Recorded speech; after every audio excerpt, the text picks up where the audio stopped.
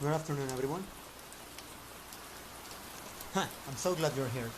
Well, in this moment, I intend to finish reading this particular final chapter of this book that I've been reading for a while. The name of this book is The Long Walk. Hold on a second, let me turn this around a bit. Yep. I intend to continue with this third video. I intend to continue the chapter number 8. In the last transmission that I made, I stayed on the page number. Let me double check what is the number of the page, shall we? The number of the page was, according to where I stayed, it was 230.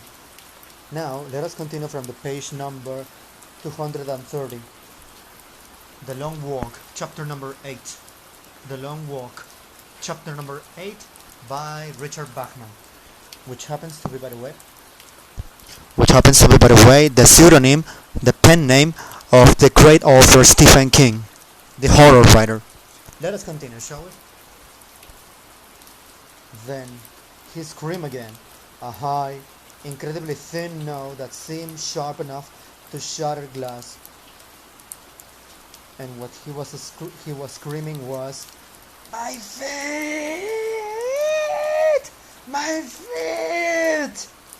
"Oh, Jesus," Garrity murmured. "Why doesn't he stop that? Huh? Why doesn't he stop that, God damn it? Why doesn't he stop that?" The screams went on and on. I doubt he can." The back tracks of the half-track ran over his legs, Mark Royce said clinically. Garrity looked and felt his stomach lurch into his throat. It was true. No wonder the red-headed kid was screaming about his feet. They had been totally obliterated. Warning, number 38. Warning.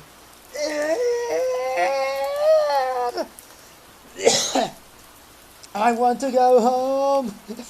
I want to go home. Oh, Christ. Do I ever want to go home?"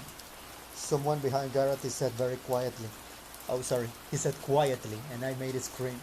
Dang it. "I want to go home. Oh, Christ, do I want to go home? Do I ever want to go home?" Someone behind Garrity said very quietly. A moment later, the red-headed's voice was blown away. "I'm gonna see my girl in Freeport," Garrity said rapidly. "And I'm gonna have any warnings.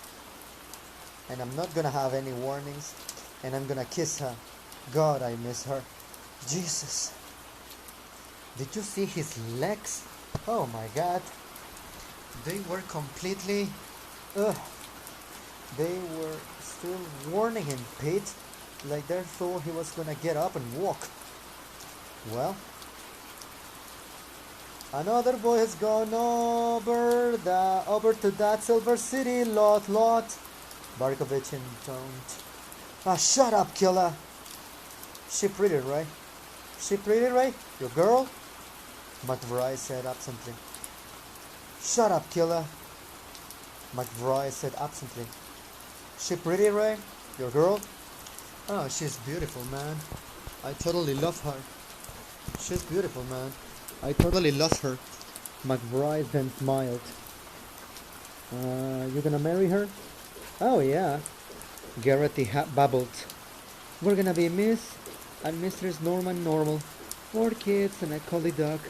His legs? He didn't have any legs. They ran over him. They can't run over a guy.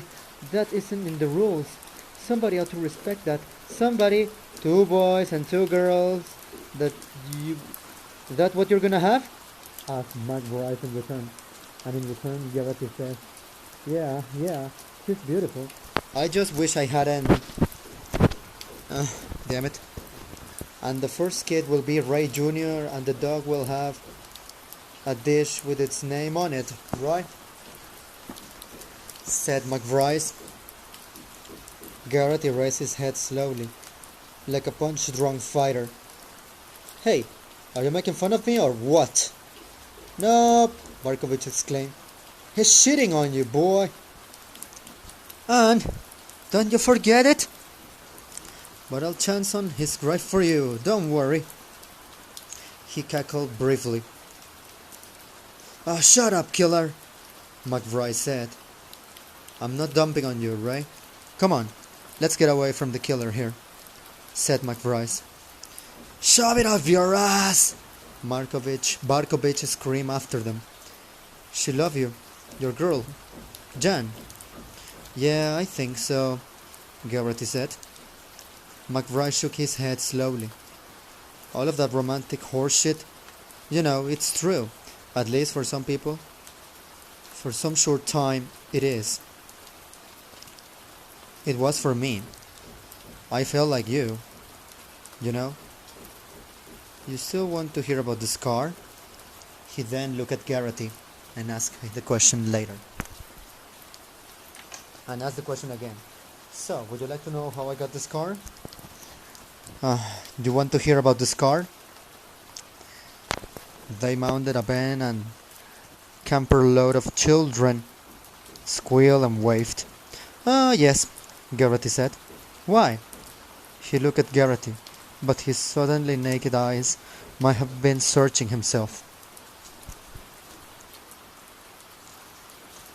This is getting long. A surprise to be sure, but a welcome one. Yes, I'm quoting Palpatine over there. Now, I want to help you, Garrity said. McBride looked down at his left foot. Hurts. It hurts. I can't wiggle the toes very much anymore.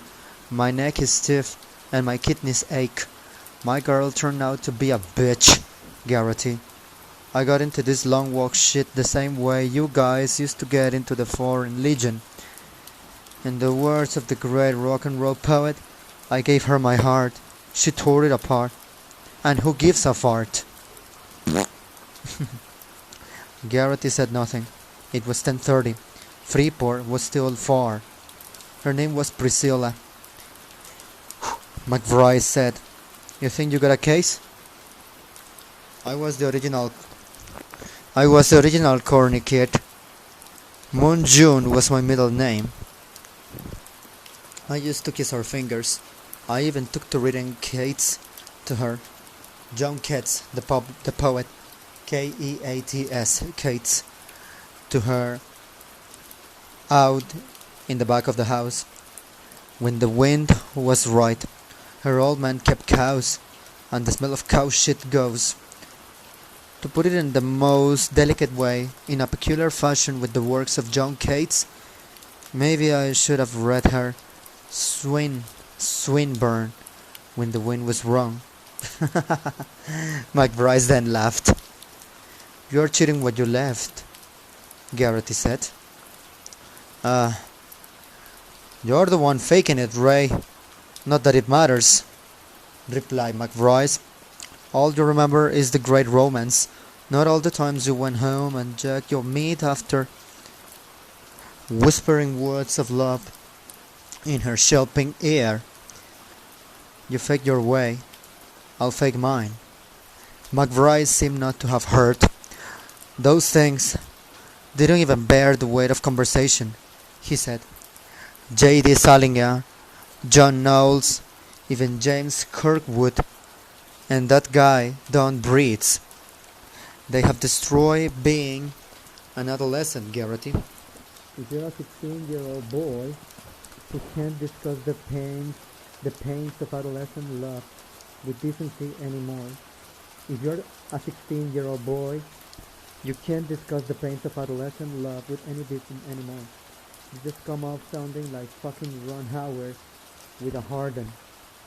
McBride laughed a little hysterically. Garrity had no idea what McBride was talking about. He was secure in his love for Jan. He didn't feel in the least self-conscious about it. Their feet scuffed on the road, and Garrity could feel his right head wobbling. His right heel, sorry. Garrity could feel his right heel wobbling. Pretty soon, the nails would let go, and he would shed the shoe heel like dead skin.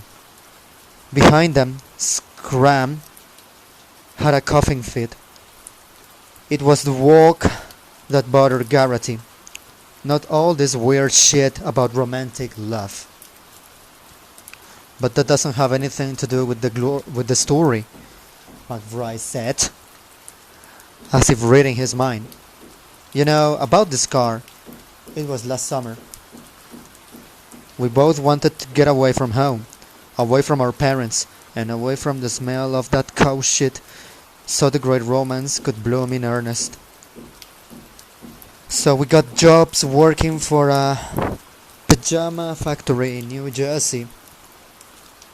How does that grab you, Garrity? A PJ factory in New Jersey.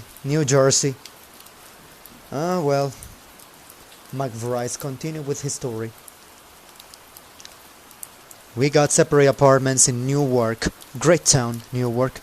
On a given day you can smell all the cow shit in New Jersey. In Newark, our parents kick a little, but with separate apartments and good summer jobs, they didn't kick too much. My place was with 2 other guys, and there were 3 girls in with Pris. We left on June the 3rd in my car, and we stopped once around 3 in the afternoon at a motel and got rid of the virginity problem. I felt like a real crook. She didn't really want to screw, but she wanted to please me. That was the Shady Nook Motel. Then when we were done, I flushed that Trojan down the Shady Nook John and washed out my mouth with a Sandy Nook paper cup. It was all very romantic, very ethereal. I hear a punch. Do you hear that? Someone is hammering in the background. However, I suggest you do not pay attention to that. That's nothing but superficial, shallow nonsense and superficial environmental factors over which I have no control. So, in advance of I want to apologize for any inconvenience that may cause. In the meantime, let us continue. So McBride was describing his beautiful, ethereal relationship with his girlfriend. Alright, let us continue.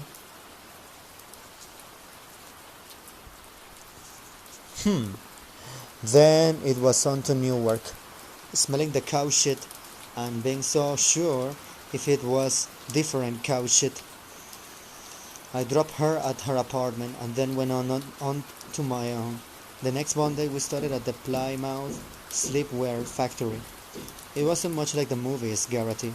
It stank of raw cloth and my forearm was a bastard, and during lunch break we used to throw baling hooks at the rats under the fabric bags.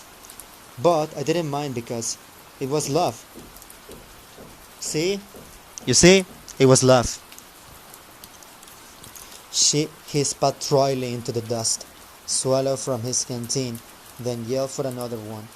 They were climbing a long, curve-banked hill now, and his words came in out of breath burst. Pris was on the first floor. McBride continued with his story, and he continued to say, the showcase for all the idiot tourists who didn't have anything better to do than go on a guided tour of the place that made their jams. It was nice down there where Pris was. Pretty pastel walls, nice modern machinery, air conditioning.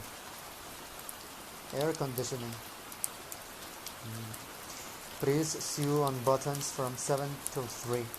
Just think, there are men all over the country wearing PJs held up by Priscilla's buttons. There is a thought no warm to warm the coldest heart. I was on the 5th floor. I was a bagger. See, down in the basement they dyed the raw cloth and sent it up to the 5th floor in these warm air tubes.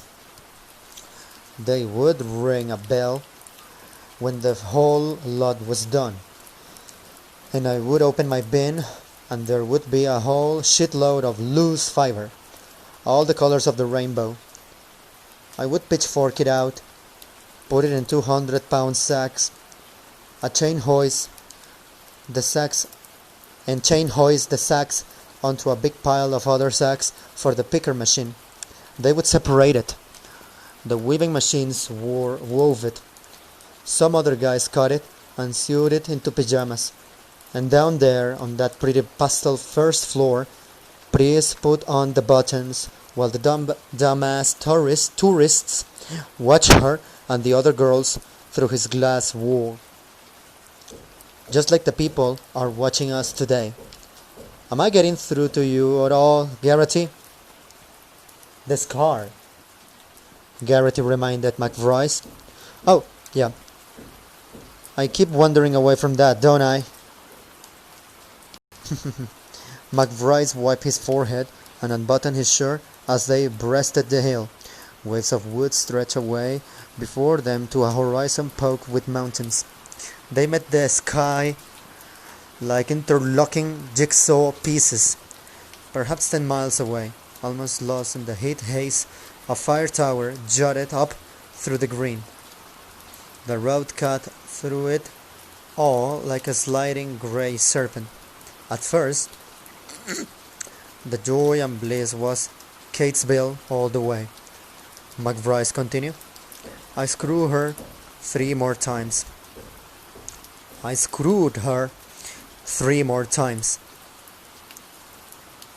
All the driving with the smell of cow shit coming in through the car window from the next pasture. And I could never get all of the loose fabric out of my hair, no matter how many times I shampooed it. And the worst thing was she was getting away from me. Going beyond me, I love her. I really did. I knew it. And there was no way I could tell her anymore, so she would understand. I could not even screw it into her. There was always that smell of cow shit. The thing of it was, Garrity, the factory was on piecework. That means... Oh shucks, the page is closed. The thing of it was, Garrity, the factory was on piecework. That means we got lousy wages, but a percentage of for all we did over a certain minimum was. That means we got lousy wages, but a percentage for all we did over a certain minimum. I wasn't a very good bagger, you know. I did about 23 bags a day, but the norm was usually right around 30. And this did not endear me to the rest of the boys, because I was fucking them up, you know. Harlan down in the dye house couldn't make piecework because I was tying up his blower with full bins. Raph on the picker couldn't make piecework because I was shifting enough bags over him. It wasn't pleasant, you know. They saw to it that I wasn't pleasant. You understand? Yeah, Garrity said. He wiped the back of his hand across his neck. Yeah, Garrity said. Then Garrity wiped the back of his hand across his neck, and then wiped his hands on his pants. It made a dark stain. In the meanwhile, down in buttoning, Pris was keeping herself busy. Some nights she would talk for hours about her girlfriends, and it was usually the same tune. How much this one was making, how much that one was making, and most of all, how much she was making. And she was making plenty. So I got to find out how much fun it is to be in competition with the girl you want to marry. Oh, I don't think you would enjoy that. Competing with the girl you marry. Should anyone read this, please let me know in the comments. What do you think? Would you like to be in constant competition with the girl you love / the girl you want to marry? Let us know then. Let us continue now. At the end of the week, I would go home with a check for $64.40 and put some Cornhuskers lotion on my blisters. She was making something like 90 a week and sucking it away as fast as she could run to the bank. And when I suggested we go someplace Dutch with a lowercase letter, not Dutch like the people from the Netherlands. You would have thought I had suggested ritual murder. She was basically shocked. After a while, I stopped screwing her. I would like to say I stopped going to bed with her. It's more pleasant, but we never had a bed to go to. I couldn't take her to my apartment, where we usually about 16 guys were drinking beer, and there were always people at her place. That's what she said anyway. Ooh. That's what she said anyway. Ooh. And I couldn't afford another motel room, and I certainly wasn't going to suggest we go Dutch on that. So it was just screwing in the back seat at the drive-in, and I could tell she was getting disgusted.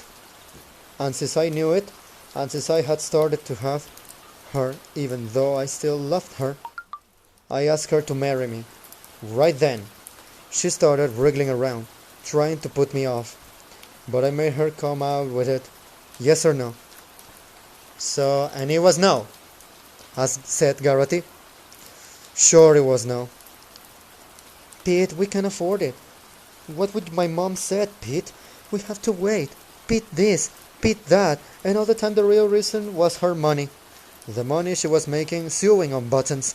Well, you were damn unfair to ask her. Sure I was unfair, McBride said savagely. I knew that. I wanted to make her feel like a greedy, self-centered little bitch because she was making me feel like a failure. His hand crept up to the scar. The scar. Only she didn't have to make me feel like a failure, because I was a failure. I didn't have anything in particular going for me except a cock to stick in her, and she wouldn't even make me feel like a man by refusing that. The guns roared behind them.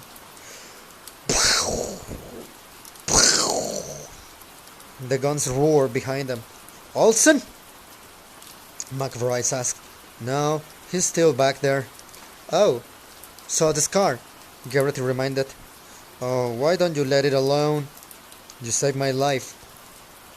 Oh, shit on you. The scar.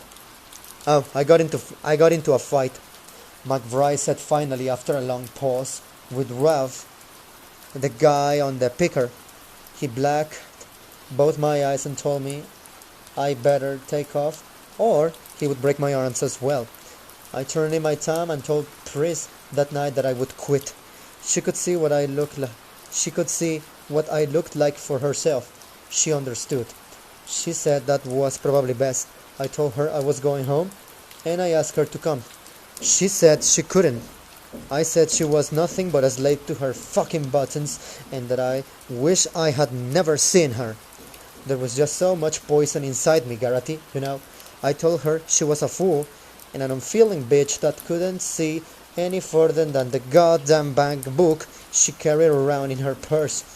Nothing I said was fair, but there was some truth in it, in all of it, I guess. Enough! We were at her apartment. That was the first time I had ever been there when all the roommates were out. They were at the movies. I tried to take her to bed, but she cut my face open with a letter opener. A letter opener. It was a gag letter opener. Some friend of hers sent it to her from England. It had Paddington Bear in it. She cut me like I was trying to rape her, like I was germs and I would infect her. Am I giving you the drift, Ray? Oh yes, I'm getting it, Garrity said. After those particular words, Garrity said, it continues another part. But before I continue with that, I would like to make a quick comment, which is, I am surprised that she cut it with a letter opener. I know what it is, even though I am a millennial. Yes, I was born in 1992. But what's the word? I wonder if any teenagers born during the decade of during the years contained from the 2000s, year 2000 to the 2005, or I wonder if any teenager born during the 2000s knows what a letter opener is. I'm willing to bet $1 that they don't. Let us continue. Oh shoot, I lost the page. Wait a little bit for me. I almost got it. Aha. Let us continue. Alright. Up ahead, a white station wagon with the words W. What the hell is this? WHGH. Newsmobile. Letter on the side was pulled off the road. As they drew near, a balding man in a shiny suit began shooting them with a big news wheel cine camera.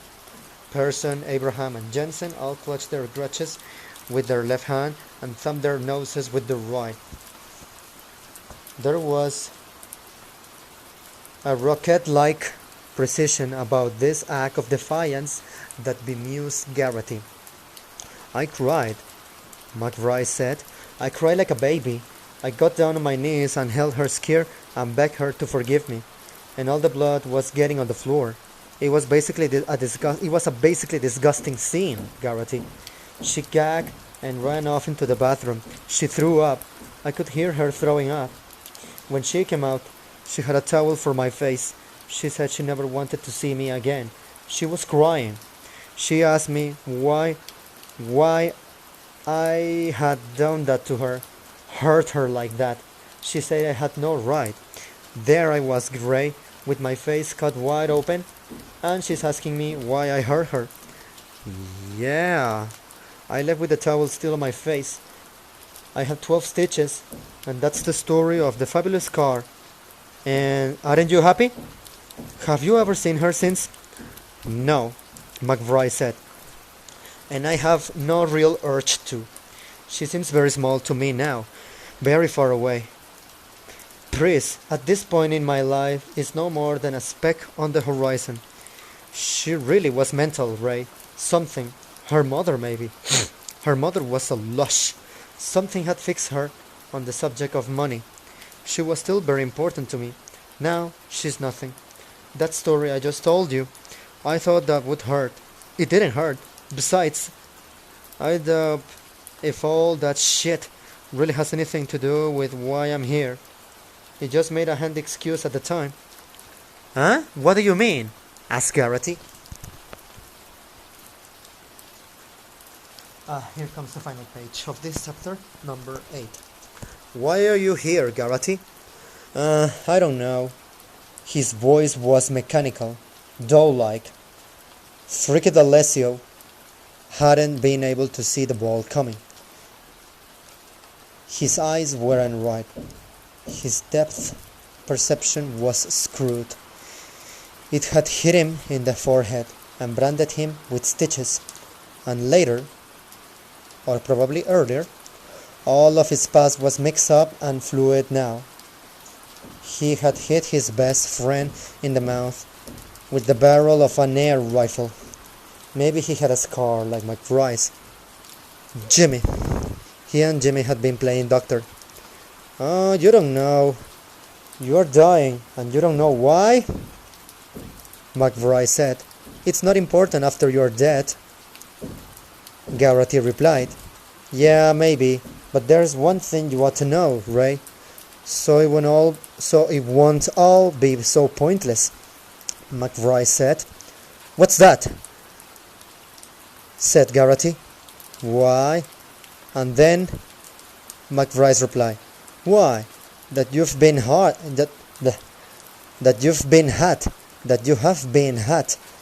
You mean you really didn't know that, Ray? You really didn't. End of chapter. End of chapter number 1 of The Long Walk.